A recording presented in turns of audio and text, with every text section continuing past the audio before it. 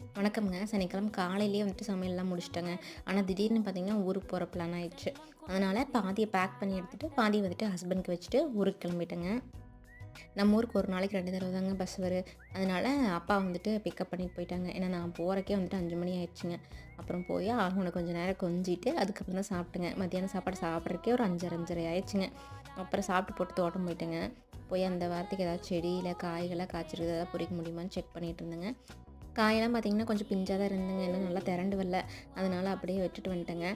அப்புறம் பால் கறக்கிற நேரம் ஆயிடுச்சுன்னு, அப்பா பால் கறந்துட்டு இருந்தாங்க. கூட தம்பியும் போய் நானும் கறக்கிறேன்னு அவன் விளையாண்டுட்டு இருந்தான்.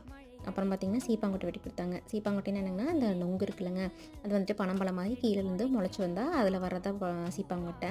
எனக்கு இது ரொம்பவே பிடிக்குங்க. சின்ன வயசுல நான் நெறைய சாப்பிட்டுருக்கேன். சாக்கு சாக்கா எடுத்து வெட்டி சாப்பிடுவோம். இந்த டைம் வந்துட்டு ஆகமன்னு நல்லா சாப்பிட்டான். உங்களுக்கு இதெல்லாம் தெரியுமா? இதெல்லாம் நீங்க சாப்பிட்டுருக்கீங்களா? சீப்பாங்கொட்டைக்கு உங்க ஊர்ல என்ன பேரு? அப்படிங்கிறதையும் எனக்கு கமெண்ட்ல சொல்லுங்க.